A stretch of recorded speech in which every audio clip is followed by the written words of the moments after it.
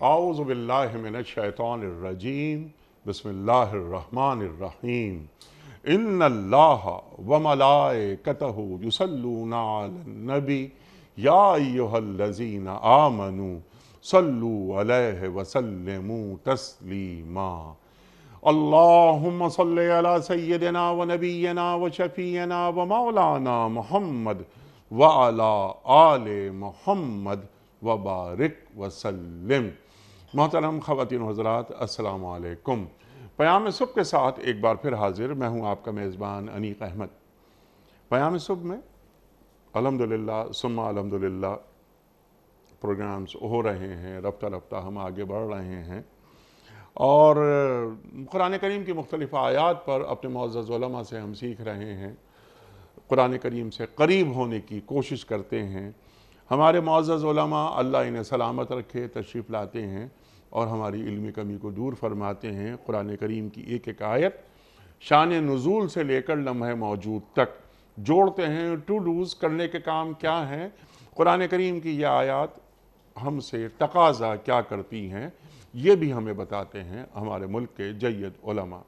ख़वातीन हज़रात, आज की जो आयत हैं वो सूरह मोमिन की आयत 7 और 8 हैं, जिन पर हम तफसीली गुफ्तगू करवाएंगे। अल्लाह ताला फरमा रहा है अर्श इलाही के हामिल फ़रिश्तों के बारे में कि अर्श इलाही के हामिल फ़रिश्ते और वो फ़रिश्ते जो अर्श के गिरदो पेश हाजिर रहते हैं, सब अपने रब की हमद और तस्बीह करते हैं। अपने रब की हमद और तस्बीह क्या होती है और ये हामिलीन अर्श ये कौन से फ़रिश्ते हैं, इनकी तादाद क्या है। आज इनकी तादाद के बारे में ये रिवायतें आई हैं कि 4 हैं और क़यामत के दिन ये 8 होंगे। तो ये अर्श उठाए हुए हैं, इसके माना और मफ़ाहीम क्या है, ये भी हम एक सवाल रखेंगे। और यही नहीं करते ये फ़रिश्ते, ये ईमान वालों के ताल्लुक़ से उनके बारे में अल्लाह ताला से मग़फ़िरत की दुआएं करते रहते हैं। फ़रिश्तों का अहले ईमान के ताल्लुक़ से अल्लाह के हुज़ूर मग़फ़िरत के लिए दुआ करना, फ़रिश्ते दुआ कर रहे हैं। एक मोमिन अहले ईमान दूसरे अहले ईमान दूसरे मोमिन के लिए दुआ करता है। यहाँ फ़रिश्ते दुआ कर रहे हैं, लेकिन किन लोगों के ताल्लुक़ से? वो लोग जो अहले ईमान हैं, नेक अमल करते हैं और कोई गलती हो जाती है तो तौबा करते हैं। तो तौबा करने वालों के ताल्लुक़ से ये बात कही जा रही है और ये फ़रिश्ते कहते हैं कि ऐ हमारे रब, तू अपनी रहमत और अपने इल्म के साथ हर चीज़ पर छाया हुआ है, तू इन्हें माफ़ कर दे और इन्हें जहन्नम की आग से बचा ले। जब रब ने माफ़ कर दिया तो जहन्नम की आग से तो महफूज हो ही गए। तो अल्लाह ताला की तरफ से माफ़ी और जहन्नम की आग से खलासी, इन दोनों को अलग अलग रखा जा रहा है। इसकी क्या तौजीह है, ये भी हमें बताएंगे हमारे आज के मोहतरम मेहमान। इनकी ताल्लुक़ से दुआएं हो रही हैं, अल्लाह तो इन्हें हमेशा रहने वाली जन्नतों में रख। वलिमन खाफा मकाम रब्बिही जन्नतान। अल्लाहु अकबर। इस आयत से भी जोड़ेंगे कुरान करीम की इस आयत को कि अल्लाह क्या फरमा रहा है। और आखिरी बात जो अल्लाह ताला फरमाता है कि इनके वालिदैन, इनकी बीवियाँ, इनके बच्चे जो सौले हों, मोमिन हों, नेक आमाल जिन्होंने किए हैं, उनको क़यामत के दिन उन्हें मिला दे, जन्नत में भी इनका साथ हो जाए। तू अज़ीज़ है, तू हकीम है। यहाँ जो 2 सिफ़ात आ रही हैं, अज़ीज़ की और हकीम की, इन सिफ़ात पे भी हम इंशाअल्लाह बात करवाएंगे अपने मुल्क के मुमताज़ आलिम दीन मोहतरम मुफ्ती इरशाद अहमद एजाज़ साहब से। ख़वातीन हज़रात, मुफ्ती इरशाद अहमद एजाज़ साहब कौन वाकिफ़ नहीं, मारूफ़ नाम हमारे मुल्क का, पयाम सुबह का लाज़मी जुज़ तशरीफ़ लाते हैं और हमें सिखाते हैं। मुफ्ती इरशाद साहब को खुश आमदीद कहते हुए प्रोग्राम का आगाज़ अल्लाह ताला के बाबरकत नाम से सूरह मोमिन और आयात 7 और 8। औज़ु बिल्लाहि मिनश शैतानिर रजीम بسم اللہ الرحمن الرحیم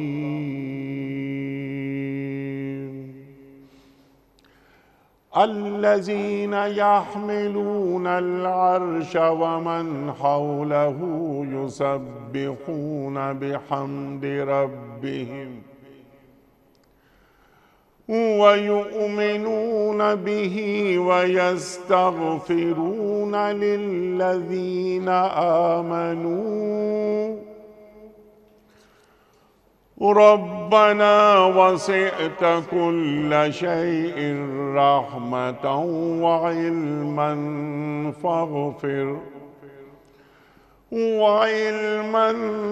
فاغفر للذين تابوا واتبعوا سبيلك وقهم عذاب الجحيم ربنا وادخلهم جنات عدن التي وعدتهم ومن صلح من آبائهم وأزواجهم وذرياتهم إنك أنت العزيز الحكيم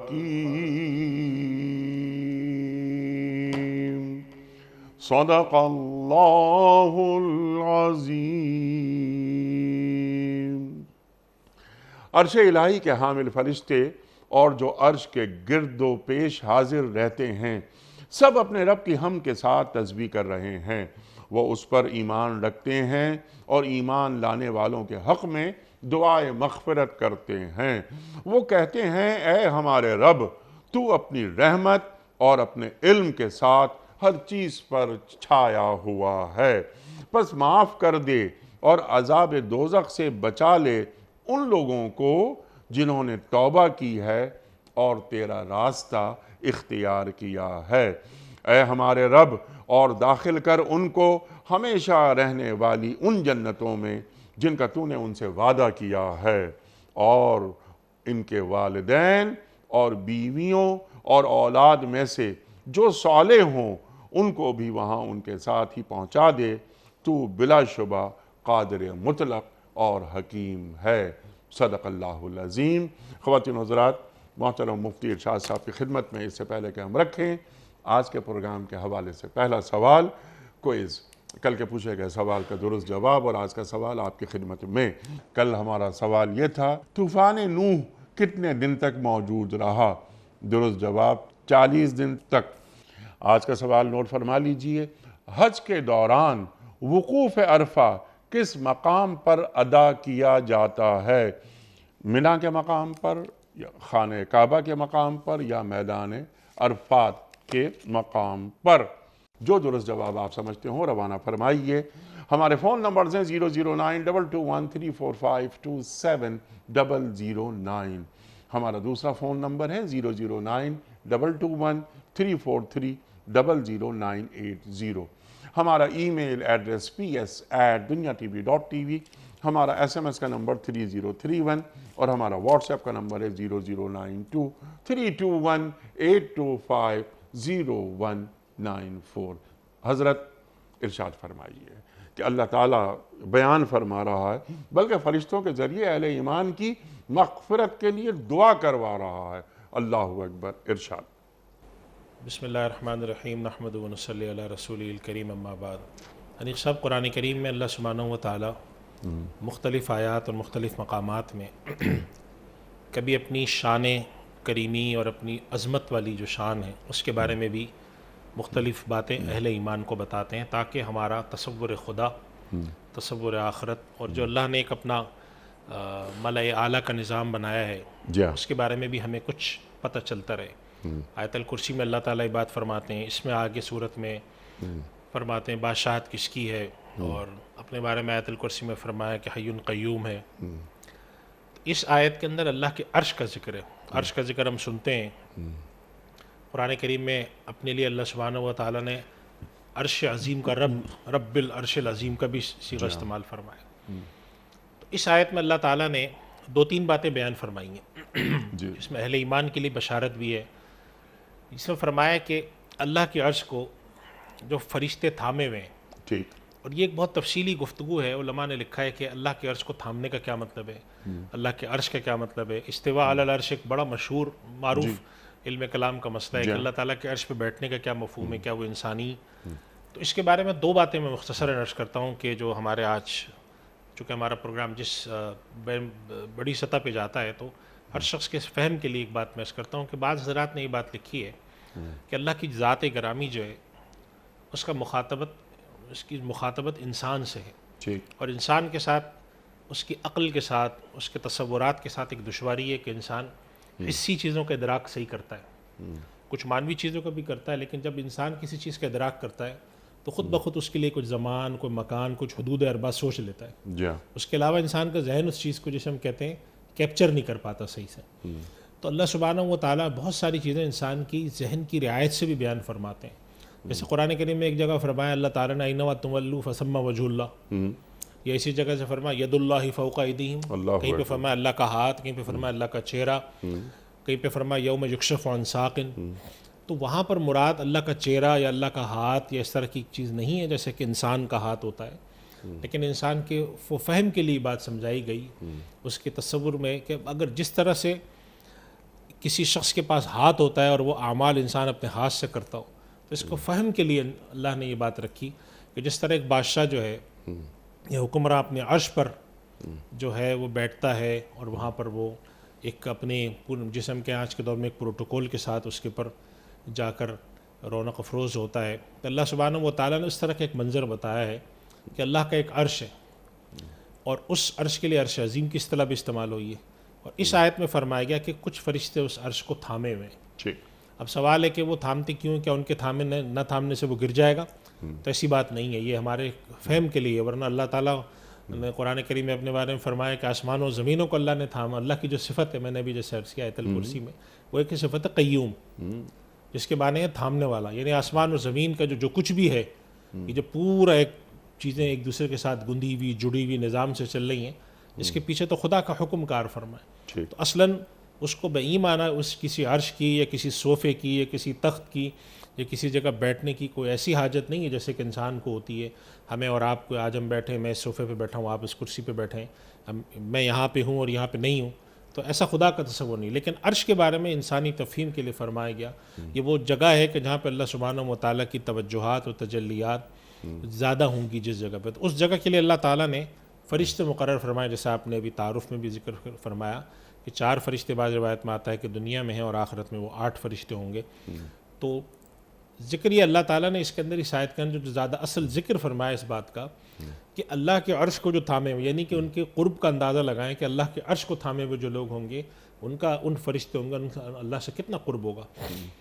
جیسے روایت میں آتا ہے کہ بہت سارے فرشتے ایسے ہیں کہ جو ہمارے خانہ کعبہ کے اوپر جو بیت المعمور ہے، جب اس میں ایک مرتبہ طواف کرنے داخل ہوں گے تو دوبارہ طواف کا موقع نہیں ملے گا کثرت کی وجہ سے، اتنے فرشتے ہیں. تو بہت سارے فرشتے ان کو اللہ نے مختلف کاموں پہ لگائے، لیکن جو قرب کے اس منصب پہ ہیں، درجے پر ہیں کہ اللہ تعالیٰ نے ان کو عرش تک کی ذمہ داری دی ہے، ان کے عمل کے بارے میں قرآن کریم میں ایک بڑی عمدہ اور جیسے کہتے ہیں ہم جیسے لوگوں کے لیے اللہ تعالیٰ ہمارا شمار بھی ان میں کرے، ایک امید افزا بات فرمائی اور وہ فرمایا کہ الذین یحملون العرش ومن حولہ، کہ جنہوں نے عرش تھاما ہوا ہے اور ان کے ارد گرد جو لوگ ہیں، جو فرشتے ہیں وہ کیا عمل کرتے ہیں؟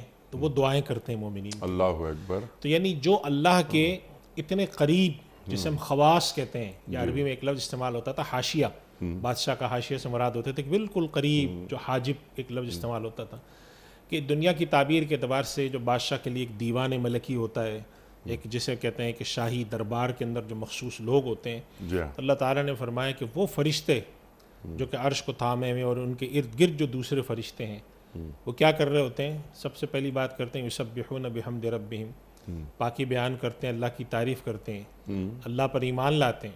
یعنی کہ سب سے پہلا کام ہے اللہ پہ ایمان لا کے اس کے ساتھ اپنے عبدیت کا اظہار کرتے ہیں کہ پروردگار تو ہمارا رب ہے اور ہم تیری مخلوق ہیں، ہم تیرے بندے ہیں، مخلوق ہیں. اور اس کے بعد پھر وہ اہل ایمان کے لیے دعا کرتے ہیں، یعنی وہ فرشتے بھی.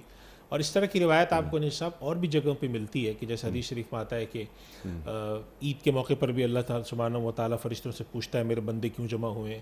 یہ اس طرح سے آتا ہے روایت میں کہ اگر تم لوگوں کی ایمانی کیفیت ایسی ہو، جیسے ایک صحابی نے عرض کیا یا رسول اللہ آپ کی خدمت میں ہوتے ہیں تو ہماری ایمانی کیفیت کہاں ہوتی ہے، اور اگر ہم باہر گھروں میں چلے جاتے ہیں، بیوی بچوں میں لگ جاتے ہیں، کام کاج میں، تو وہ ایمانی کیفیت نہیں ہوتی. تو آپ صلی اللہ علیہ وسلم نے فرمایا تھا اگر یہ کیفیت برقرار رہے تو فرشتے تمہارے ہاتھ چومے، پاؤں کے نیچے پر بچھائیں اپنے. تو اس سے معلوم ہوا کہ جو آسمان میں اللہ نے فرشتے پیدا کیے ہیں وہ اہل ایمان جو خدا کی طرف متوجہ ہوتے ہیں، اللہ پر ایمان لاتے ہیں، اللہ سے ان کی طرف ان کا رجوع ہوتا ہے، ان کے لیے وہ فرشتے اللہ کی بارگاہ میں دعا کرتے ہیں کہ پروردگار یہ جو تیرے بندے ہیں تو ان کو بخش دے.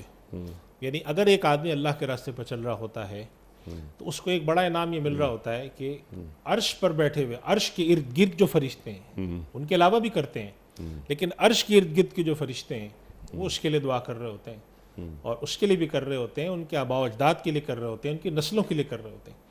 تو اللہ سبحانہ و تعالیٰ یہ بات کو اظہار فرمایا. اچھا یہ ساری ایسی چیزیں نیک صاحب کہ اگر آپ ایمان رکھتے ہو تو آپ کو سمجھ میں آتی ہیں، اور اگر ایمان نہ رکھتے ہو تو سمجھ میں نہ آتی ہیں. تو چنانچہ ہمارے یہاں بعض علماء نے لکھا ہے کہ جو ایمان بالغیب کا تصور ہے نا، الذین یؤمنون بالغیب، جو بن دیکھی باتوں پر ایمان لاتے ہیں، تو اس سے مراد اس طرح کی ساری چیزیں. اب آپ کسی کے سامنے بات رکھیں تو اگر ایمان نہ ہو اس کا تو اس کی سمجھ میں آنا کہ عرش کیا ہوتا ہے، فرشتے کیا ہوتے ہیں، دعا کیا ہوتی ہے. لیکن اگر ایک شخص کا ایمان ہے خدا پر اور فرشتوں پر، جیسا کہ ہمارا ایمان مفصل ہے، میں ہم پڑھتے ہیں کہ آمنت باللہ و ملائکتی، تو پھر ہمارا ایمان ہوتا ہے کہ یا اللہ تیرے جو یہ مقربین بارگاہ فرشتے ہیں جن کو تو نے اپنے عرش کے ارد گرد جمع کر رکھا ہے، اور جو تیری بندگی پر معمور ہیں، تیرے پر ایمان لاتے ہیں، تیری حمد و ثنا بیان کر رہے ہوتے ہیں، ساتھ ساتھ وہ یہ بھی کہہ رہے ہوتے ہیں کہ اللہ تو ان کو بخش دے جو کہ تیرے راستے پر آئے. اور دوسری بات بڑی اہم ہے کہ تو تیرے راستے پر چلنے والے لوگ ہیں اور جو تیری طرف رجوع کرنے والے ہیں، یعنی گناہگار ہیں لیکن راستے پر چلنے والے. اس پر مجھے ایک روایت یاد آتی ہے، ایک صحابی نبی کریم صلی اللہ علیہ وسلم کی خدمت میں ایک شخص کو لایا گیا، مومن تھے، وہ صحابی تھے، جو ان کے بارے میں آیا کہ بھئی انہوں نے آج شراب پی لی ہے، نشہ آور چیز کوئی. تو ابھی آپ صلی اللہ علیہ وسلم نے خفگی کا اظہار فرمایا، اور اس زمانے میں کچھ کی خاص طرح مقرر نہیں تھی. تو آپ فرمایا بھائی ان کو ذرا 2-4 دھپ لگاؤ. تو کسی نے ایک دھپ لگا دیا، کسی نے کوئی چپل مار دی، کسی نے کچھ کیا. تو حضرت ابو ہریرہ رضی اللہ تعالیٰ عنہ ناراض ہوئے زیادہ کہ بھئی تم اللہ کے نبی کی صحبت میں بھی آتے ہو اور یہ حرکت تم نے کی. تو انہوں نے کچھ مارا بھی اور ساتھ کا لعنت ہو تم پر.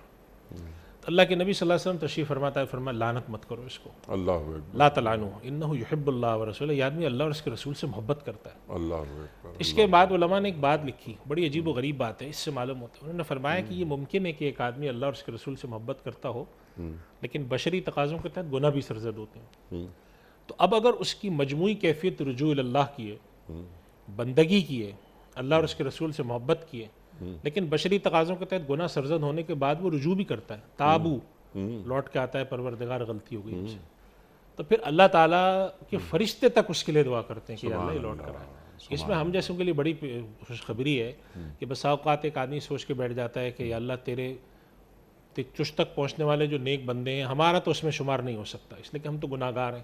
تو اللہ تعالیٰ نے اس میں یہ بشارت دے دی کہ لوٹ کے اگر اس طرف آ جاؤ گے تو تمہارے لیے بھی فرشتے دعا کریں گے.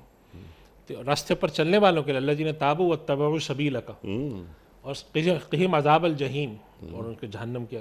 تو اس سے معلوم یہ ہوا کہ اللہ سبحانہ و تعالیٰ کے جو مقربین بارگاہ فرشتے ہیں جو اس کے عرش کے ارد گرد ہیں، اس کی حمد و ثنا بیان کرتے ہیں اور اس پر ایمان لاتے ہیں، تو وہ اور بھی اللہ سے چیزیں کہتے ہوں گے، لیکن ساتھ ساتھ جو رجوع اللہ کرنے والے مومنین ہیں، ایمان لائے ہوئے ہیں، بشری تقاضوں کے تحت اگر گناہ ہوتے ہیں پھر بھی وہ رجوع کرتے ہیں، ان کے لیے دعا کرتے ہیں. اور اس سے توبہ کی بڑی اہمیت واضح ہوتی ہے. توبہ یعنی رجوع اللہ کی جو ایک اہمیت ہے، یعنی کہ ایک تو ہے توبہ، ایک استغفار. ایک تو یہ کہ آپ اپنے گناہ پر پشیمان ہو کر معافی مانگ لیں خدا سے، اور ایک یہ کہ تہیہ کریں کہ پروردگار یہ جو ہو گیا آئندہ ہم نہیں کریں گے. وَلَمْ يُصِرُّوا عَلَى مَا فَعَلُوا، تو اصرار نہیں کرتے، غلطی ہوتی ہے تو رجوع اللہ کرتے ہیں. توبہ کا تصور ہی یہی ہے کہ آپ جب اللہ سے گناہ کی معافی مانگ رہے ہوں اس وقت عزم مصمم ہو کہ یا اللہ یہ ہم سے سرزد تو ہوا ہے لیکن اب ہم نہیں کریں گے. اس کے بعد اگر دوبارہ بھی ہو جاتا ہے وہ توبہ کے منافی نہیں ہے. لیکن اگر مانگتے وقت دل میں یہ نیت ہے کہ یا اللہ اب تک جو ہوا وہ معاف کر دے، ٹھیک لیکن آئندہ ابھی ہم چھوڑیں نہ چھوڑیں یہ اب ہم نہیں کہہ سکتے، ٹھیک تو کم سے کم نیت بھی نہ ہونا، تو پھر یہ تو استغفار تو ہے، توبہ نہیں ہے۔ اور اللہ کو توابین بہت پسند ہے، ان اللہ یحب التوابین۔ توابین سے مراد ہی یہی ہے کہ جو رجوع کر کے آتے ہیں، یا اللہ غلطی ہو گئی ہم تیری طرف آ گئے، اب ہم ادھر نہیں جائیں گے۔ ٹھیک تو اللہ تعالیٰ کے جو توابین ہیں، رجوع اللہ کرنے والے ہیں، اپنی گناہوں کا ادراک کرنے والے ہیں، چاہے وہ کسی بھی قسم کے گناہ ہوں، حقوق اللہ سے متعلق ہوں، حقوق لباس سے، مگر وہ اللہ کی طرف لوٹ کے آتے ہیں۔ حدیث انیق صاحب ہمارے پروگرام میں کئی بار آ چکی ہے اس طرح کی حدیث، کہ نبی کریم صلی اللہ علیہ وسلم نے ایک حدیث اللہ تعالیٰ کی جو بندے کی طرف رجوع، اور اللہ کا بندے کی طرف رجوع، بندے کا اللہ کی طرف رجوع پہنچائی کہ جو حدیث شریف میں آتا ہے کہ اگر بندہ میرے پاس ایک بالشت برابر آتا ہے تو میں اس کے پاس ایک ہاتھ کے برابر آتا ہوں، وہ میرے پاس چل کر آتا ہے تو میں دوڑ کے آتا ہوں۔ یعنی مراد اس سے یہ ہے کہ جتنی قوت کے ساتھ وہ میری طرف رجوع کرتا ہے اس سے کہیں زیادہ مضبوط اور گہرے تعلق کے ساتھ میں اس کی طرف رجوع کرتا ہوں، لیکن شرط کیا ہے؟ کرے ضرور وہ رجوع اپنے پاس سے، جیسے قرآن کریم میں ہے نا کہ ان اللہ لا یغیر ما بقوم حتی یغیروا ما بانفسہم، کہ پہلے آپ کو آغاز کر کے اپنے نفس کو بدلنا، توبہ کرنا، رجوع اللہ کرنا، یہ شرط ہے۔ جب ایک دفعہ آپ کر لیتے ہیں اللہ کی طرف سے بھی قبولیت آتی ہے، اللہ اس کا قدردان بھی ہے۔ اللہ تعالیٰ نے اپنے بارے میں فرمایا کہ وَكَانَ اللَّهُ شَاكِرًا عَلِيمًا، اللہ بہت قدردان ہے۔ ذرا سے کام کی، چھوٹے سے عمل کو اخلاص کے ساتھ کرو، توبہ کرو، رجوع کرو۔ اور اس آیت میں تو اللہ سبحانہ و تعالیٰ نے کیا خوشخبری سنا دی کہ وہ فرشتے تک اللہ سے ہمارے لیے توبہ کریں گے اگر ہم توبہ کریں گے کہ یا اللہ ان کو بخش دے سبحان اور اللہ، ان کو جہنم کے عذاب سے بچا۔ سبحان اللہ۔ اور اہل ایمان وہ جواز نہیں ڈھونڈتے، اپنی غلطی کا اعتراف کرتے ہیں، اقرار کرتے ہیں اور اللہ سے توبہ کرتے ہیں، یعنی پلٹ آتے ہیں، اللہ سے رجوع کر لیتے ہیں۔ اللہ اکبر۔ اچھا، فرشتے مزید بات آگے کر رہے ہیں کہ اے رب تو اپنے علم اور اپنی رحمت کی وجہ سے سب پر چھایا ہوا ہے، تو انہیں معاف کر دے اور تو انہیں جہنم کے آگ سے بچا لے۔ رحمت، علم۔ ایک سوال میرا یہ ہے کہ رحمت سمجھ میں آتی ہے بات، علم سے یہاں کیا مراد ہے؟ اللہ علیم ہے، اللہ خبیر ہے، معمولی سی بات بھی ایسے نہیں کہ وہ اللہ کے علم میں نہ ہو۔ اور اس کے ساتھ ہی سوال میں اگلا رکھ دیتا ہوں آپ کے سامنے تاکہ آپ اکٹھا جواب دے دیجئے کہ یہ فرشتے کہہ رہے ہیں کہ تو انہیں معاف کر دے، اللہ نے معاف کر دیا۔ جب معاف کر دیا تو عذاب جہنم سے چھٹکارا تو ہو گیا، پھر الگ کیوں یہ بات کہی جا رہی ہے کہ انہیں عذاب جہنم سے بھی چھٹکارا دے دے؟ ارشاد۔ اور اللہ تعالیٰ نے قرآن کریم میں ایک اور جگہ بھی فرمایا ہے کہ وسعت رحمتی کل شیء، جی ہاں، یعنی اللہ کتب علی نفسہ الرحمہ۔ اللہ تعالیٰ نے اپنی جو صفات قرآن کریم میں بہت ساری بیان فرمائی ہیں، ان میں آپ دیکھیں نا قرآن کریم کا آغاز کرتے اپنے آپ کو سارے جہانوں کے پالنے والے کے ساتھ پہلی صفت کیا بتائی؟ الرحمن الرحیم۔ جی ہاں، اللہ نے جگہ جگہ قرآن کریم میں اپنی صفت رحمت کو بہت اجاگر کیا ہے۔ دنیا میں بھی رحیم ہے، آخرت میں رحمان ہے، بے انتہا مہربان ہے۔ سبحان اللہ۔ اور دوسری جگہ قرآن کریم میں ایک اور جگہ اللہ تعالیٰ نے فرمایا ان اللہ قد احاط بکل شیء علما، اللہ تعالیٰ نے ہر چیز کو اپنے علم سے احاطہ کر رکھا ہے۔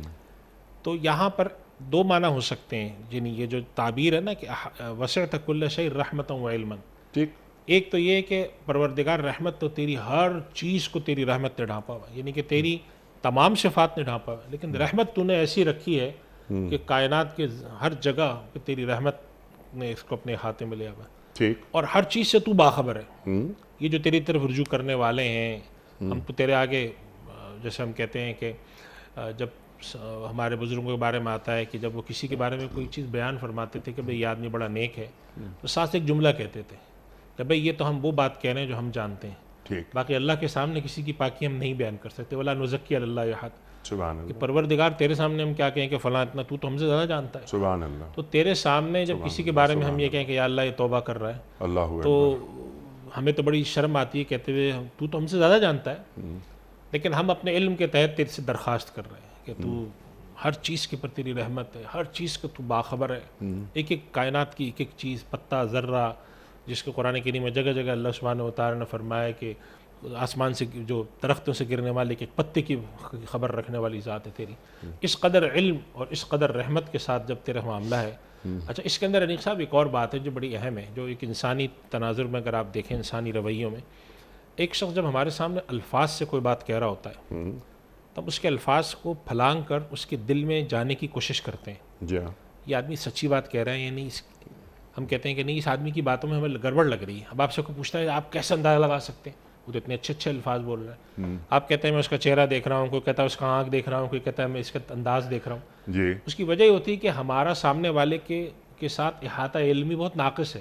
جو وہ الفاظ بولتا ہے اور تھوڑے سے جو اپنے جیسچر دکھا رہا ہوتا ہے, ہم اس سے ہی سارا اندازہ لگانے کی کوشش کرتے ہیں. ٹھیک. لیکن اللہ تعالیٰ قرآن کریم میں اپنے بارے میں کیا فرماتا ہے, یعلم خائنۃ الاعین وما تخفی الصدور.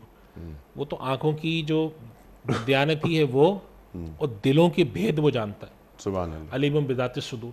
تو انسان کے لیے اپنی کیفیات, اپنی بات, ایک ایک چیز کو اللہ سے چھپانا, یعنی انسان کو اللہ اس کی ذات سے زیادہ جانتا ہے. تو جب اس درجے کا علم خدا کے پاس ہے تو اللہ سے تو کوئی بات نہیں چھپی. اگر کسی شخص نے اللہ کی طرف رجوع کیا ہے, اگر آدھا رجوع بھی کیا تو خدا کو معلوم ہے کہ اس کا رجوع آدھا ہے. خدا کو معلوم ہے کہ اس کا رجوع ظاہری ہے. خدا کو معلوم ہے کہ اس کے رجوع میں اخلاص کتنا ہے. ان سب کے ساتھ پھر انہوں نے ایک نسبت رحمت کی طرف اشارہ پر ہے, تیری رحمت ہے. ہو سکتا ہے جیسے ہمارے یہاں مشہور ہوتا ہے نا کہ جب بڑے بادشاہ ہوتے ہیں, جھوٹے منہ سے بھی کسی نے کوئی بات کی تو انہوں نے کہا اس کو نوازو, آ تو گیا ہمارے دربار میں. تو ایک یہ وہ معنی مراد ہے پروردگار, یعنی تیرا دامن رحمت بہت وسیع بہت ہے. وسیع ہے. تو اب اگر کسی نے اگر ایسے بھی کیا ہے کہ اس کے پاس چیز ادھوری ہے, ادھوری اس نے چیز مانگی ہے, جی ہاں. ادھورا رجوع کیا ہے, جیسے ہمارے یہاں جب ہمارے بزرگ نماز پڑھتے کوئی عبادت کرتے تھے تو کہتے تھے پروردگار ہم سے تو بس جو بن پڑا ہم نے کیا ہے تو قبول فرما. آج تک ہمارے یہاں دعا میں یہ بات رکھی جاتی ہے کہ اللہ تیرا حق کون ادا کر سکتا ہے. ٹھیک. تو مراد ایک یہ ہے کہ ہر چیز کو تو جانتا ہے مالک, لیکن اس کے ساتھ ساتھ تیری رحمت بھی غالب ہے. سبحان تو ہو سکتا ہے کہ کوئی کام ایسا ہو جو 100 میں سے اس کے اندر 1% شاید اخلاص نظر آتا ہو, باقی کچھ بھی نہ ہو, لیکن تیری رحمت ہو سکتا ہے اس اخلاص کو کہ چلو اس کو بھی قبول کر لو. کہ جیسے ایک روایت میں آتا ہے شب قدر کے بارے میں کہ یہ وہ لوگ ہیں کہ جو ان کے صحبت میں اگر کوئی بیٹھا ہوگا, یعنی اگر کوئی شخص ایسا ہے جو شب قدر میں جا کر ایسے لوگوں کے ساتھ بیٹھ گیا جو عبادت کر رہے ہیں اور اس کو نہیں بھی پتا کہ آج شب قدر ہے, لیکن اگر اللہ کی رحمت اتر رہی ہے تو وہ شخص محروم نہیں ہوگا اس میں سے, کیونکہ اللہ کی صفت ہے, مہربان کی صفت ہی یہی ہوتی ہے کہ اس نے کہا اچھا چلو ان کو بھی دے دو, ان کو بھی دے دو, اس کو بھی کھلا دو, اس کو بھی دے دو. تو اس وجہ سے اللہ سبحانہ و تعالیٰ سے اس کی رحمت اور علم کا وہ واسطہ دے کر کہتے ہیں کہ پروردگار تیری رحمت اور تیرے علم نے تو ہر چیز کو ڈھانپا ہوا ہے. اب ہم تجھ سے تیری بارگاہ میں یہ درخواست پیش کرتے ہیں, فاغفر للذین تابوا واتبعوا سبیلک, جن لوگوں نے رجوع کیا اور تیرے راستے پر چل پڑے, اس کی پیروی کر رہے ہیں, تو ان کو بخش دے. یعنی اللہ کی طرف اگر رجوع کر لیا ہے اور اللہ کے راستے پر چل رہے ہیں جو اللہ نے اپنے انبیاء کے ذریعے بتایا ہے, تو بس پروردگار اب تو ان کو بخش دے. ان کے چھوٹے موٹے گناہ ہیں, ان کی کمی ہیں, کوتاہیاں ہیں, بس ان کو تیرے راستے پر اگر آ گئے ہیں تو قبول فرما کے بخش دے. توبہ کر لی ہے, پلٹ آئے ہیں, تو انہیں بخش دے. بخش دے. اللہ نے بخش دیا. دوسرا سوال اس میں آپ کا ادھر آتا ہے کہ پھر یہ کیا چیز فرمائے, وقہ عذاب الجحیم. جی ہاں.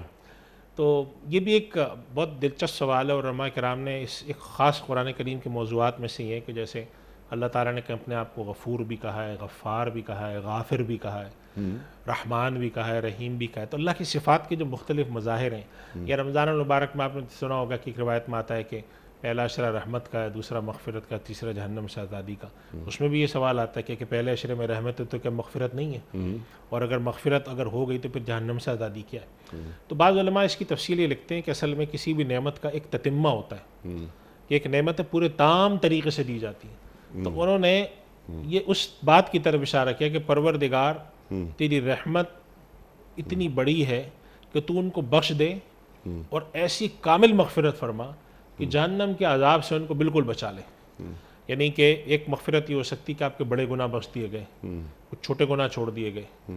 ایک مغفرت یہ ہو سکتی ہے کہ آپ کے بڑے گناہ بھی بخش دیے گئے, چھوٹے گناہ بھی بخش دیے گئے, لیکن کچھ گناہوں کے بارے میں کہا گیا کہ اس پر ان کی سارے گناہ معاف ہیں, اس پر ضرور ہم پوچھیں گے. مثال کے طور پہ جیسے حدیث شریف میں آتا ہے کہ شہید کے سارے گناہ معاف ہیں, لیکن اگر اس نے قرضہ لے رکھا ہے تو یہ اس سے سوال ہوگا. تو قرض کے بارے میں ایک جیسے بات آتی ہے, یا کسی شخص نے اگر کوئی بہت بڑا گناہ کر رکھا ہے تو یہاں پر وہ اللہ سے اس طرح کی تعبیر قرآن کریم میں اور جگہوں پر بھی ہے.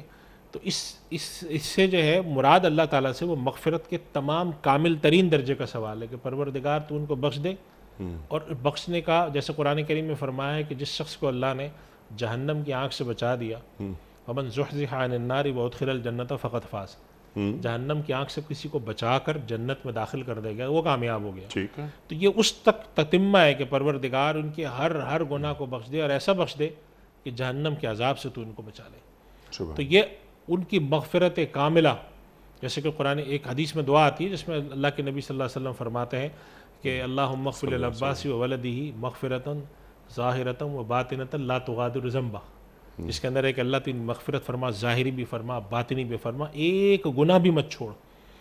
اسی طرح جنازے کی ایک روایت آتی ہے کہ اللہ کے نبی صلی اللہ علیہ وسلم نے جنازے کی ایک صحابی کا جنازہ پڑھاتے ہوئے دعا کی، تو اس کے اندر یہ فرمایا کہ تو ان کو بخش دے، ان پر رحم فرما، اور ان کو گناہوں سے پاک کر دے، اور ان کو ایسا دھو دے کہ جیسے سفید کپڑے کو صاف ستھرا کر کے بالکل چمکا دیا جاتا ہے۔ تو اب اس کے اندر جو الفاظ ہیں وہ دراصل ایک ہی مفہوم کو مختلف الفاظ میں تعبیر کی گئی ہیں۔ تو اس سے مراد ہمارے علماء یہ لیتے ہیں کہ جب ایک ہی بات کو آپ مختلف الفاظ کے ذریعے تعبیر کر رہے ہوتے ہیں تو اصلاً اس سے مراد اس کی کمال ہوتی ہے کہ اللہ تعالیٰ نے بالکل اس گناہ کو بخش دیا، اور اس کے جو کمالات کے مختلف درجات ہیں کہ ایک شخص سے جو گناہ گار ہے بخشا گیا لیکن علامت موجود ہے اس پر، یہ بخشا ہوا آدمی ہے۔ ایک شخص سے اس کا گناہ ایسا بخشا گیا کہ علامت بھی ہٹا دی گئی، کسی کو پتہ ہی نہیں ہے کہ اس کا گناہ ہے۔ تو یہ سارے مختلف درجات ہیں کہ اللہ تعالیٰ سے، تو اللہ تعالیٰ سے جو سوال ہے ان کا وہ مغفرت کے کامل درجے کا ہے کہ پروردگار جہنم کے عذاب سے بچا لے۔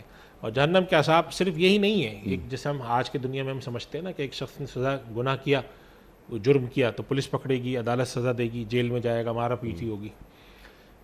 اللہ تعالیٰ کا جہنم میں داخل کرنا صرف یہ نہیں ہے کہ وہ انسان نے جو گناہ کیا اس کے پر ایک سزا ہے، بلکہ اللہ تعالیٰ کی قیامت میں ناراضگی کا ایک مظہر ہے جہنم، کہ اللہ تعالیٰ اس شخص سے ناراض ہے۔ اور قیامت کے دن اللہ سبحانہ و تعالیٰ نے جو منظر کھینچا ہے اس میں ایک جگہ پہ اللہ تعالیٰ فرماتے ہیں کہ جو لوگ ایسی ایسی حرکتیں کرتے ہیں تو قیامت میں اللہ ان کو دیکھے گا نہیں، ان سے بات نہیں کرے گا، یعنی ناراضگی کا ایسا اظہار فرمائے گا کہ جیسے وہ ہے ہی نہیں یہاں پر، بالکل روگردانی ان سے کرے گا۔ تو یہ ان کے لیے بہت شاق ہوگا۔ تو اللہ تعالیٰ کی ناراضگی کا مظہر ہے جہنم۔ تو جب ہم جہنم سے پناہ مانگتے ہیں تو صرف یہ نہیں مانگتے کہ جیسے دنیا میں ہم کہتے ہیں اللہ ہم جیل سے چھوٹ جائیں، ہم بلکہ یہ مانگتے ہیں کہ پروردگار سزا سے تو ہم بچ جائیں، سزا سے تو ہمیں بچا لے، لیکن ساتھ ساتھ تو ہم سے راضی بھی ہو جا، تو ہم سے خوش بھی ہو جا۔ بعض دفعہ آپ نے دیکھا ہوگا کہ انسان دنیا میں بھی ہم دیکھتے ہیں کہ ایک شخص نے کسی کے ساتھ زیادتی کی، جا کے معافی مانگ لی، اس نے معاف کر دیا، لیکن دل میں وہ بات نہیں پیدا ہوئی، کدورت نہیں گئی، یا وہ اس نے اس درجے کا معاف نہیں کیا۔ تو اللہ تعالیٰ سے انسان توبہ مانگتا ہے، ساتھ ساتھ یہ مانگتا ہے پروردگار مجھ سے گناہ سرزد ہوا اور میں تیری طرف رجوع کرتا ہوں، تو مجھے گناہ کو معاف کر دے، اور مجھ سے تو راضی ہو جا، مجھ سے تو محبت کرنا شروع کر دے، مجھے تو پسند فرما۔ تو جب یہ کیفیت ہوتی ہے تو اس کا مطلب ہے کہ اب اس کا ایمان جو ہے اور اس کی جو محبت ہے اللہ سے وہ بڑے کامل درجے کی۔ یعنی اگر ہم اس کو، علیق صاحب آج کے دور میں جو الہیات کا زمانہ تو ہے نہیں، لوگ تو خدا کے منکر ہیں، لیکن اگر ہم الہیات کے پس منظر میں دیکھیں تو ایک اس کا تصور یہ ہے کہ مومن کا اپنے خدا سے تعلق بڑی محبت والا ہو، جیسے نا والذین آمنوا اشد حبا للہ، ایک میکینیکل تعلق نہ ہو کہ وہ خدا ہے، وہ جیسے پولیس والے سے یا حکومت سے ہوتا ہے، وہ ڈنڈا مارے گا، وہ یہ کرے گا، نہیں، بلکہ ایک بڑا محبت کا تعلق ہو کہ میرا پروردگار ہے۔ جیسے ہمارے ہاں صحابہ کرام کے بارے میں اللہ کے نبی صلی اللہ علیہ وسلم نے اپنے بارے میں فرمایا کہ میری آنکھوں کی ٹھنڈک نماز میں۔ اس کی وجہ کیا ہے کہ قرآن کریم میں فرمایا گیا کہ نماز کے بارے میں جس روایت میں آتا ہے اقیم الصلاۃ ان الصلاۃ تنہی عن الفحشاء والمنکر ولذکر اللہ اکبر، اللہ کا بڑا ذکر ہے وہ۔ تو اس سے معلوم یہ ہوا کہ جب اللہ کے ساتھ سب سے بڑی یاد میں اللہ کے نبی مشغول ہوتے تھے تو آپ کی آنکھوں کو قرار آتا تھا۔ صحابہ کرام کے بارے میں آتا ہے نماز میں مشغول ہوتے تھے، اولیاء اللہ کے بارے میں آتا ہے کہ نماز میں مشغول ہوتے تھے، قرار۔ یہ جو کیفیت ہوتی ہے نا کہ گناہ کے بعد انسان نے توبہ کی، معافی ہو گئی، اس کے بعد اب پھر رہے ہیں۔ اب اگر آپ ایک آدمی دنیا میں جیل میں گرفتار ہو کے جیل میں چلا جائے، سزا ہو جائے، اس کے بعد باہر نکل کے اس کا کوئی جیل سے یا حکومت سے یا پولیس سے کوئی محبت کا تعلق تھوڑی ہوتا ہے، بلکہ ایک بیزاری کا تعلق ہوتا ہے کہ کیا انہوں نے مجھے پکڑ کے جیل میں ڈالا تھا۔ تو ہمارا خدا سے تعلق وہ نہیں ہے، خدا سے ایک ابدیت کا، بندگی کا، محبت کا تعلق ہے۔ اب کسی وجہ سے ہم اس آزمائش میں ناکام ہیں جو اللہ نے اس دنیا میں رکھی ہے، جس میں اللہ تعالیٰ فرماتے ہیں کہ ہم دیکھنا چاہتے ہیں لیبلوکم ایکم احسن عملا۔ اگر ہم ناکام ہیں تو اللہ نے راستہ کھلا رکھا کہ اگر تم ناکام ہو اور کسی وقت تم لوٹ کر ادھر آتے ہو تو آ جاؤ، توبہ کر لو اور اللہ سے ویسا تعلق قائم کر لو محبت والا۔ تو فرشتے یہاں پر اس مغفرت کاملہ کی دعا کر رہے ہیں کہ پروردگار بخش دے اور جہنم سے ان کو آزادی کا پروانہ نصیب فرما۔ سبحان اللہ، سبحان اللہ، سبحان اللہ۔ ان اہل ایمان کو بخش دے اے مولا، اور ان کو جہنم کی آگ سے بچا لے۔ اچھا صرف یہیں پر بات ختم نہیں ہو رہی ہے، اس دعا میں اور اضافہ کر رہے ہیں اللہ کے فرشتے اور یہ عرض کر رہے ہیں رب تعالیٰ کے حضور، اور انہیں ان جنتوں میں داخل کر دے، ان جنتوں میں داخل کر دے جہاں یہ ہمیشہ رہیں گے، ہمیشہ رہنے والی جنتیں۔ تو یہ جنتیں ایک تو یہاں جمع میں آئی ہیں جنتیں۔ میں نے انٹرو میں ایک آیت سورہ رحمان کی وہ تلاوت کرنے کا شرف حاصل کیا تھا کہ وَلِمَنْ خَافَ مَقَامَ رَبِّهِ جنتان، کیا ربط کیا ہے؟ اور یہاں پر یہ فرشتے کن جنتوں کی بات کر رہے ہیں؟ توبہ کر لی، فرشتوں اللہ سے رجوع کر لیا، فرشتوں کی مغفرت کی دعا کے اہل ہو گئے، اللہ تعالیٰ اب انہیں تو جنتوں میں داخل کر دے، ہمیشہ رہنے والی۔ ارشاد دیکھیے وہ جو میں نے ابھی عرض کیا تھا نیک صاحب، جہنم سے آزادی تو دے ہی دے، ٹھیک ہے، ساتھ جنت میں بھی داخل فرما، ٹھیک ہے، ہمیشہ کے لیے، اور جنت ایسی جنات عدن جو ہمیشہ رہنے والی ہے۔ ٹھیک، اور قرآن کریم میں جنت، ایک تو جنت کا دیکھیں، ایک جنت جو ہے نا جہنم کے مقابلے میں آئی ہے، اس سے مراد تو اللہ کی ناراضگی اور عذاب کا مظہر جہنم ہے، جی ہاں، اور اللہ کی رضا اور نعمتوں کا مظہر جنت ہے۔ جی، لیکن اس کے لیے ہم پورا ایک لفظ استعمال کرتے ہیں جنت، جس کے 8 دروازے، لیکن اس جنت کے اندر بھی جو ہے طبقات ہیں، طبقات ہیں لوگوں کو، ایک شخص ہے اس کو کئی طرح کی جنتیں ملیں گی۔ جیسے ہم دنیا میں دیکھیں، اگر ایک شخص ہے وہ پسند کرتا ہے کہ ایک میرا جو گھر ہے وہ پہاڑی علاقے میں ہو، ایک میرا گھر جو ہے ایسے میدانی علاقے میں ہو، ایک میرا گھر فلاں جگہ ہو، ایک میرا گھر فلاں جگہ ہو، میں ہر جگہ جا کر اپنے اپنے مزاج کے لحاظ سے لطف اندوز ہوں، تو اللہ تعالیٰ نے وہاں پہ ہر طرح کی جنتیں رکھی ہیں، جو جنات عدن، کہ وہ کبھی اس میں رہنا چاہے، کوئی اس میں رہنا چاہے، کوئی یہاں رہنا چاہے، کوئی وہاں رہنا چاہے، اللہ تعالیٰ نے اس طرح سے بے تحاشا اس کو۔ تو یہاں پر فرشتے یہ دعا کر رہے ہیں مغفرت فرما، جہنم سے آزادی نصیب فرما، اور جہنم سے آزادی نصیب فرمانا جیسے میں نے عرض کیا تھا کہ اللہ کی ناراضگی کا اور اللہ کے عذاب کا مظہر ہے، تو وہ عرض کرتے ہیں کہ پروردگار یہ تو تیری طرف لوٹ آیا ہے، تو اس کو اپنی ناراضگی کے مظہر سے نکال کے اپنی رضا اور اپنی نعمت کے مظہر میں ڈال۔ یعنی صرف ایسا نہیں ہے کہ وہ نعمت ہے، نعمت بھی ہے اور خدا کی رضا کا مظہر بھی۔ جیسے میں نے ابھی عرض کیا تھا ایک آیت کہ جو شخص جہنم کی آنکھ سے بچا کر جنت میں داخل ہو گیا وہ ہے کامیاب، جی جی، یعنی وہ خدا کی ایسی جگہ پہ داخل ہوا جہاں والوں سے خدا راضی ہے، خدا خوش ہے، اللہ تعالیٰ ان کے ساتھ بہت ساری نعمتیں ایسی، جیسے اللہ قرآن کریم میں آتا ہے کہ ایسی ایسی نعمتیں ہیں کہ انسانی اس دماغ میں آ ہی نہیں سکتی، فلا تعلم نفس ما اخفی لهم من قرۃ اعین۔ تو وہ اللہ سے دعا کرتے ہیں کہ اللہ تو ایسے جنتوں میں داخل فرما، ایسے باغات میں داخل فرما، ایسی جگہوں میں۔ قرآن کریم میں جنات عدن تجری من تحتها الانہار، یہ قرآن کریم کا خاص تعبیر ہے جو کئی جگہ آئی ہے کہ ایسے ہمیشہ رہنے والے باغات ہوں گے جن کے نیچے سے نہریں بہتی ہوں گی۔ یعنی کہ آج بھی اگر ہمیں کوئی ایسی تصویر دیکھنے کو مل جائے جس میں اترا سی اونچائی کی طرف خوب اچھے اونچے باغات بنے ہوئے ہوں، نیچے کی طرف آتے ہوئے وہاں نہر بہہ رہی ہو، تو انسان کی طبیعت میں آج بھی ایک فرحت پیدا ہوتی ہے، تصویر دیکھ کر ہی پیدا ہو جاتی ہے کہ وہ کتنی اچھی سی جگہ ہے۔ ایک تھوڑا سا پہاڑی دامن سا ہے، اوپر کی طرف جو ہے باغ بنے ہوئے ہیں، اوپر ایک گھر ہے، نیچے پورے باغات ہیں، کہ تھوڑا نیچے اتر کے آؤ تو جنت پانی بہ رہا ہوتا ہے۔ اس سے ملتی جلتی منظر کشی کی، ظاہر ہے وہ ہزاروں گنا بہتر چیز ہوگی کہ نیچے کی طرف نہریں بہ رہی ہوں گی، ایک خاص سا سما ہوگا، وہاں پہ اللہ تعالیٰ ان کو نعمت عطا فرمائے گا۔ تو یہ کہہ رہے ہیں کہ پروردگار تو وہاں پر تو ان کو داخل فرما، اور پھر آگے پوری دعا ہے کہ ان کے اولاد کو بھی، ان کو بھی۔ تو یہ دعا ہو رہی ہے کہ ان کی مغفرت فرما، قہم عذاب الجحیم، جہنم سے بچا، اور جنت میں داخل فرما۔ تو یہ ان کو اللہ کی نعمتوں کا جو تتمہ ہے توبہ کے ساتھ، ٹھیک ہے، وہ عطا فرما دی۔ پھر اس نعمت کو اور بڑھایا انہوں نے، وہ کہاں تک لے گئے کہ باپ دادا بیوی بچے اہل خانہ صلاح من آبائہم، جو ان کے آبا و اجداد اور ان کے بچے، ان کی بیویاں ڈھنگ ٹھکانے سے راہ پر رہی ہیں پروردگار۔ چنانچہ اس کی تشریح میں بعض حضرات یہ لکھتے ہیں کہ اگر ایک شخص سے بہت ہی اللہ والا ہے اور اللہ کے مقربین میں سے، اور اس کے اہل خانہ، بچے، بیوی، ماں باپ، چاہے وہ اس درجے کے نہ بھی ہوں مقربین میں سے، لیکن ایک مجموعی طور پر ڈنگ ٹھکانے کے تھے، جیسے ہوتے ہیں بہت سارے لوگ ہیں بڑے اللہ والے لوگ ہیں، لیکن ان کے جو بھائی ہیں یا ان کے والدین ہیں یا اولاد ہیں وہ اس درجے اللہ والا نہیں، لیکن نیک لوگ ہیں، ٹھیک ہے، اپنے عرص میں۔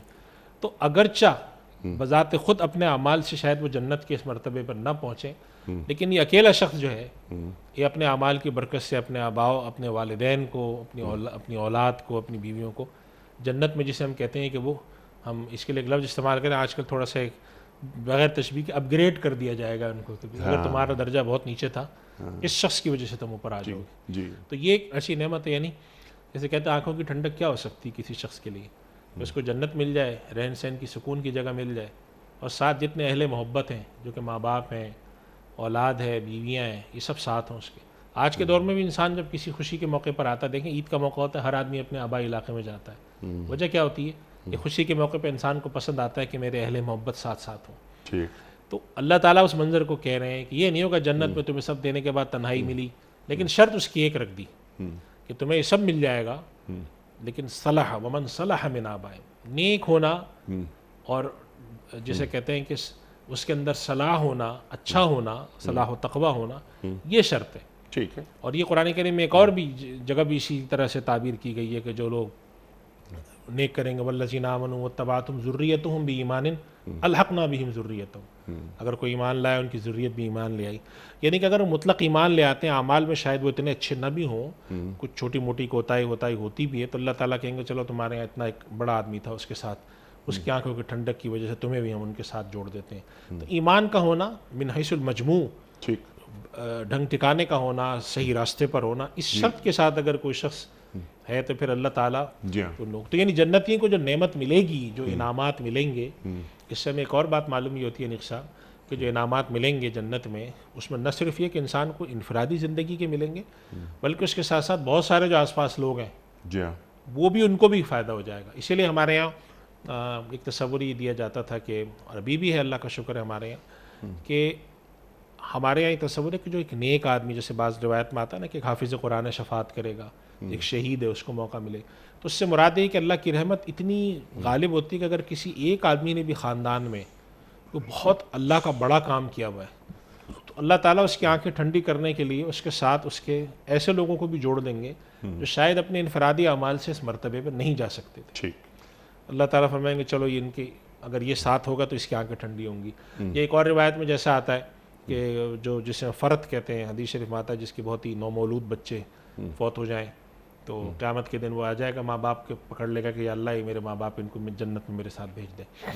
تو اس سے معلوم ہوتا ہے, اور یہ ساری باتیں جس میں ہمارے ہاں جتنی بھی حضرات ہیں جنہوں نے خدا کی ذات و صفات پہ لکھا ہے, وہ فرماتے ہیں خدا کی رحمت کے مظاہر ہیں. کہ اللہ تعالیٰ کی, جسے ہم کہتے ہیں نا اردو میں ایک تعبیر کرتے ہیں خدا کی رحمت بہانہ ڈھونڈتی ہے, تو مراد اس سے یہی ہوتی ہے کہ خدا تعالیٰ کو ایک رحمت کرنی ہے, تو اس نے کہا اچھا چلو یہ اس طرح سے کر دو, اس طرح سے کر دو, اس طرح سے کر دو, اس طرح کر دو.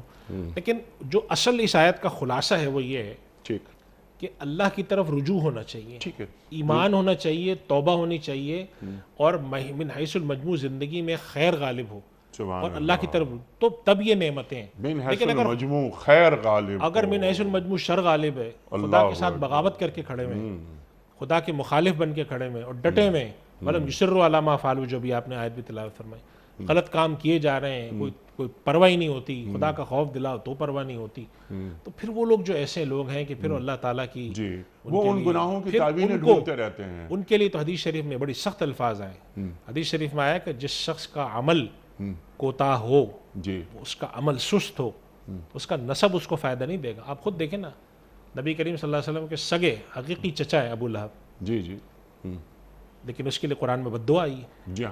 یعنی آپ دیکھیں کہ اللہ کے نبی صلی اللہ علیہ وسلم جو ہے وہ ان کو تو نہیں اچھا لگے گا کہ میرا جو سگا چچا ہے وہ جہنم میں جائے, لیکن اس شخص نے خدا کے مقابلے میں شاق اللہ و رسولہ, اللہ کے مقابلے میں کھڑے ہیں, بغاوت کر رہے ہیں, اور اللہ کے مقابلے میں جسے کہتے ہیں نا باغی بن کر میدان میں اترے. یہ پھر بات جو ہو جاتی ہے غلط ہوتی ہے. تو من حیث المجموع, اور ہمارے یہاں علماء کرام کی اور اللہ کے نبی صلی اللہ علیہ وسلم کی اور ہمارے صوفیہ مشائخ کی جو مجموعی تعلیم دیکھیں وہ یہی ہوتی ہے. وہ قرآن کریم میں بھی جس طرح سے آیا نا کہ جن لوگ ہیں کہ خلطوا عملا صالحا وآخر سیئا, کچھ اچھے کام بھی کر رکھے ہیں, کچھ چھوٹی موٹی غلطیاں بھی ہوئی ہیں, عسى اللہ ان یتوب علیہم, شاید اللہ بخش دے. اسی طرح فرمایا کہ جو لوگ گناہ کرتے ہیں اور توبہ کرتے ہیں بڑے بڑے گناہ کو, تو اللہ تعالیٰ فرماتے ہیں کہ ہم ان کی گناہوں کو نیکیوں میں بدل دیں گے. اولئک یبدل اللہ سیئاتہم حسنات, یعنی ایک گناہگار ہے لیکن مجموعی زندگی خدا کی طرف رجوع والی ہے, توبہ کے والی ہے, گناہ کرتا ہے, احساس ہوتا ہے, چھوڑ دیتا ہے, تو پھر اللہ تعالیٰ بھی اس کی طرف وہ کرتے ہیں کہ بھائی ٹھیک ہے بندہ تھا, لیکن اگر شر غالب ہے, خدا کے خلاف بغاوت غالب ہے, عقیدے کے رخ پر, عمل کے رخ پر, پھر یہ نہیں ہے اس میں شامل. یہ 3 شرطیں جو ہیں اس میں جی وہ بیان کر دی گئی ہیں. یعنی ایک تو یہ کہ اللہ سے رجوع وہ رہے، توبہ کا دروازہ کھلا رہتا ہے ہمیشہ. وَاتَّبَعُوا سَبِيلَكَ، جی توبہ کا کریں، تیرے راستے پر چلیں، اور ان کے آل اور اولاد جو ہیں وہ صالح رہیں. سبحان اللہ. تو بس پھر پورا کا سبحان پورا اللہ. جسے کہتے ہیں اور پھر خاندان اللہ جنت. تعالیٰ سے ایک اللہ اپنے بندے کے لیے اس کے گمان جیسا ہے. اللہ سے اچھا گمان رکھیں.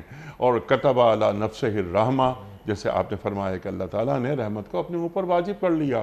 رحمت کے 100 حصے 99 اللہ کے پاس ہیں، ایک حصہ پوری مخلوقات میں بانٹ دیا.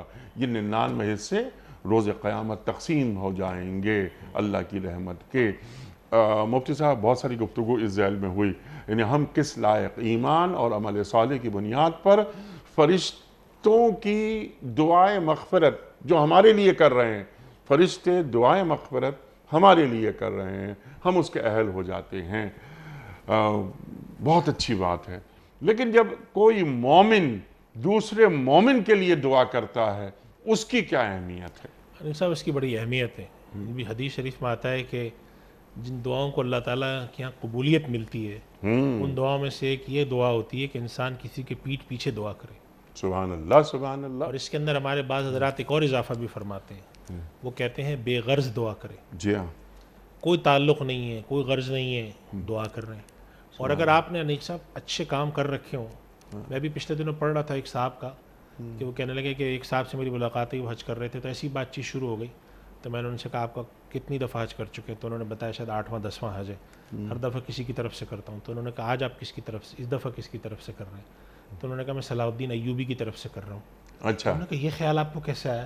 کہنے لگے میں نے پڑھا تھا کہ وہ حج نہیں کر سکے، مشغول رہے.